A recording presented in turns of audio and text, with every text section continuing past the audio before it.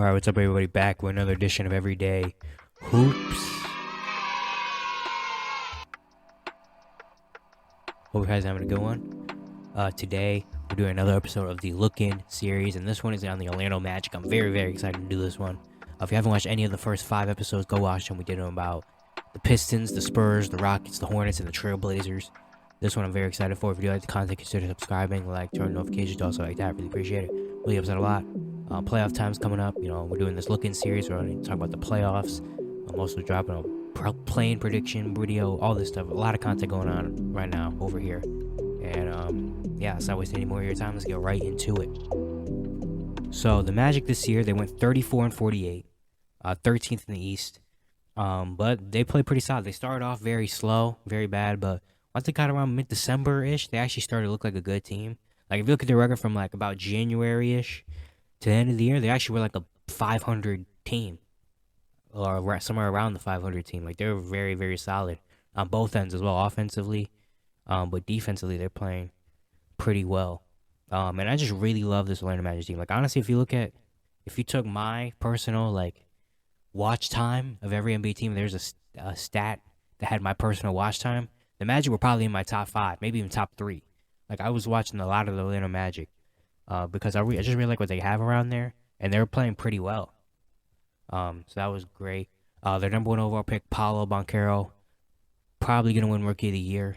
He had a great rookie year, averaged 20 points, 7 rebounds, 3 assists. He shot 42% from the field, only 29% from 3, 73% from the free throw line.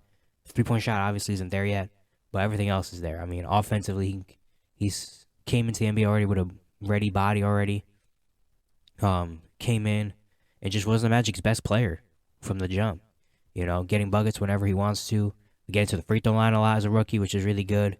Getting to that little mid-range area, posting up as well. He was just doing everything, really. Passing the ball as well, rebounding. Defensively, he was solid. Like, he was really good as a rookie. He doesn't look like a rookie. He came out there looking like he's been in the league for a few years already, which is great to see. And he's going to be the future star of the Orlando Magic. You can already tell he's going to be an all-star. Honestly, I wouldn't be surprised if he's an all-star by as soon as, like, maybe even next year. He'll be in all-star conversations. Like, that's how good I think Paolo is, and it's only going to get better. So that was an amazing get from Orlando as a building block. Franz Wagner in his sophomore year continued to play really well. He averaged 18 points, 4 rebounds, 3 assists, and a steal. He shot 48% from the field, 36% from 3. I feel like he kind of went a little bit untalked about as a sophomore. Now really improved, even though his numbers maybe didn't really look like super improved, but you just tell he's going to be a very good player. Just a wing that can guard multiple positions. He can also be a guard, kind of handle the ball, shoot the 3, get to the rim, get his own bucket, also find his teammates. He's not a guy that primarily needs the ball to be able to do stuff. He can move without the ball. He could catch and shoot. Like, he's just a really good kind of glue guy, but a little bit better than that as well. He's a really good maybe number 2 and number 3. That might not ever be an all-star or anything, but he's just going to be a very, very good player, And yeah, he's got a lot better, and it's going to get a lot better. But one thing I was really loved about this season for Orlando was Markelle Fultz. Markelle Fultz kind of redefining himself and turning into and getting kind of that bust label and all that other stuff off his back. Because Markelle Fultz had a very good year. He finished averaging 14 points, 4 rebounds, 5 assists, 1.5 steal. He shot 51% from the field, 31% from 3, even when he took 1.5, shot 70% from the free throw line. He became their starting point guard. And he was really, really good. Kind of setting the tone for everybody, being a big guard that can handle the ball. He's a really good passing the ball, but also getting to the bucket. He's very athletic, very long arms. Just knows how to finish as well. He can get to the bucket and finish on everyone. A lot of dunks, layups, those little pull-up mid-ranges. He's starting to get a little bit more comfortable with the three-point shot as well. Defensively, he's not a slouch either. Like, Markelle Fultz is kind of showing that potential of why he was a top pick. Will he ever live up to the number 1 overall hype? Maybe not. But besides that, he's still a very, very good player. Honestly, one of my favorite players, like, to watch. Like, he's really good, and he's gonna be a piece for this Magic team in the future. But the Magic just have so many guys over there, which is why I love watching. There's so many guys out there, that are just really good. Wendell Carter Jr. just being a solid big man. He averaged 15 and 8 this year with 2 assists. He shot 52% from the field, even 35% from three. He's going to be a really good player for the entirety of his career. Cole Anthony, near the second half of the season, starting to kind of get comfortable in that six-man role. And he looked very, very good in that six-man role. He finished averaging 13, 4, and 4. Shot 45% from the field, 36% from three. Again, got more comfortable being a six-man, coming off the bench, providing energy, getting buckets, also finding his teammates, playmaking as well, which is really nice to see because he was a starter at one point. And then Markelle Fultz came, kind of took his spot. And he kind of got relegated to a bench role, and he could have just kind of sat there and moped around and maybe got traded. But he actually kind of took that six-man role and has been very good in that six-man role. I feel like people aren't really talking about it as much, but he was a very good six-man. Mo Wagner as well played very good off the bench this year. He averaged 10 points, 4 rebounds, and assists. He shot 50% from the field. He has some big moments as well, near about January, February-ish. Him and Cole Anthony as off the bench as a 1-2 punch. Really looked well. You're talking about Bol, kind of the revitalization of his career. Near the end of the season, it kind of got a little more quiet because he wasn't getting as much minutes. But he averaged 9, 5, and assists per game and a block. He shot 54% from the field, only 26% from three. But just showed a lot. Showed that he can actually play in the NBA, honestly. Like, he had, especially the start of the year, he was like in most improved player conversations. Offensively, he can do a lot of things that a 7'2" guy shouldn't be able to do. He can handle the ball well for a big guy. He can finish. He can shoot, even though not a great looking form. He can shoot. He can kind of get his own jumper in the mid range area. And on defense, I mean, his arms, he can block. It feels like he can block anything he wants to. Bobo is gonna be a very good utility, kind of Swiss Army knife maybe type of guy. Gary Harris even had some solid moments, shooting 43% from three this season. Jalen Suggs still has a lot of improvement to go, but near the end of the year, he kind of was finding himself. He averaged just under 10 points per game, 3 rebounds, 3 assists, and a steal. He shot 41% from the field, 32% from three. He still has a lot to do. Defensively, at least he's competitive.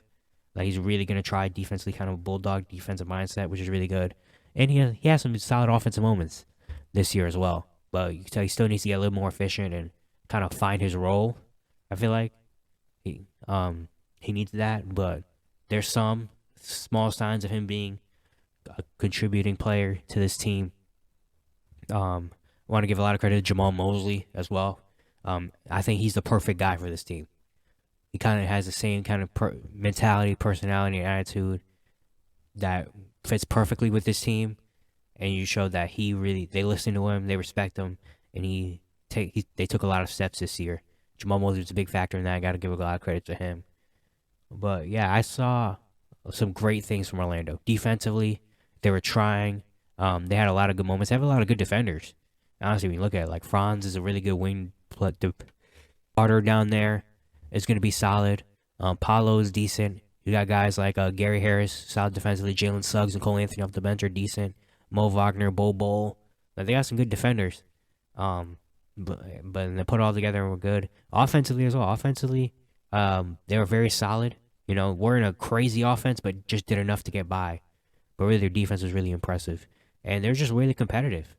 Honestly, they're really competitive. Like, they hung around with teams that they shouldn't be hanging around with. They won some games that teams that shouldn't have won. Not even just like got a game winner, like comfortably won some games that a lot of people wouldn't have picked them to win. And there's some potential in this team for the future, as early as next year. I feel like, yeah, they're gonna have that. They're gonna have their young players get a year better. Paulo's gonna be a year better. Fran's gonna be a year better. Markel's getting more comfortable. Cole Anthony, Mo Wagner are gonna get more comfortable. Bol is gonna get more comfortable. Even got guys on the bench like I think Caleb Houston is gonna be a very good contributing factor to this team. Their second round pick out of Michigan, a shooter. I think he can really contribute to this team. Jonathan Isaac came back this year, only played 11 games. Unfortunately, got hurt again, which really sucks. But they say he's expected to be ready for next year, and that's just another solid piece for them as well.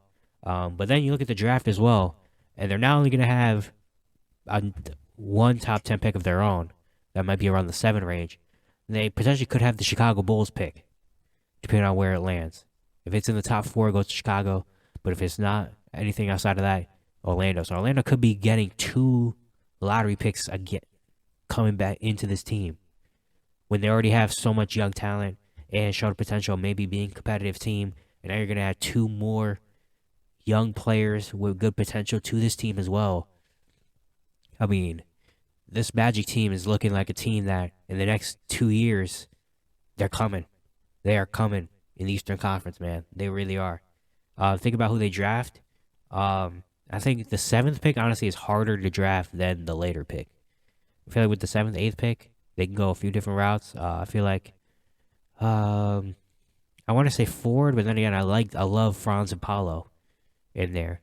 Maybe probably I'm not super sure. Maybe a guy like Taylor Hendricks from UCF, a really good defender that has potential to be a lot more. Maybe they draft him and kind of stash him and try to develop him. But I think with the later pick, I think if Grady Dick's on the board, Orlando has to get Grady Dick. I think he's the perfect guy for this team. They don't really have a 2 guard. Gary Harris is solid, but he's older. Gary Harris is 28. He's not a part of this team long term. So I think Grady Dick will be the perfect guy to get in, a shooter that can also kind of pass it, can get his own shot a little bit. Not an amazing creator, but then you got guys like Franz and Paulo and Markel. He doesn't need to be a creator. I think that'd be a perfect situation. He just come in and be their guy to, space the floor. But yeah, and then free agency, probably getting just some little things here and there. They have the injury problem. Maybe getting backup forwards. Maybe another big man, another 2 guard. Nothing crazy. But I honestly think by next year, the Orlando Magic will be competing in a play-in spot. Honestly, will they get there? I don't know, because again, we have to see what happens with other teams in the East. If other teams like the Raptors and Bulls and Hawks and those teams and the Nets, and see what they do in the offseason to judge that fully. But I honestly think the Orlando Magic can be competing for a play-in spot next year. I've seen some great things out of Orlando this season. They have really good young talent that's only going to multiply and get better. Their young talent they already have right now has already shown a lot of signs that they're going to be really good and are only going to get better. They have a really good coach. Their defense was very solid this season. They were really competitive, especially around mid to end the season. Very competitive. Like if you take away the honesty of like the first month and a half or 2 months of the season, the Magic are in the play-in right now with how bad the kind of bottom of the East was.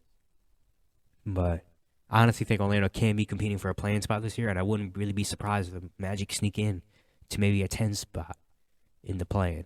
I just feel like that's the next step for this team. And I'm very excited for it, man. Really, really excited for it, because there's a lot of guys I really, really like on this Magic team. So if they can get to a play-in spot next year, I think it can be. I think it'll be fun. I think it'll be really fun. Getting seeing Orlando back in there. They haven't been fun for a long time, so it'd be nice to see them having a fun young team. But yeah, that's it for today's one. Hope you guys enjoyed. Once again, if you do like the content, consider subscribing, like, turn on notifications, all stuff like that. Really appreciate it. Really helps out a lot. Got more episodes coming, and yeah, stay tuned for them, and I'll see you guys tomorrow.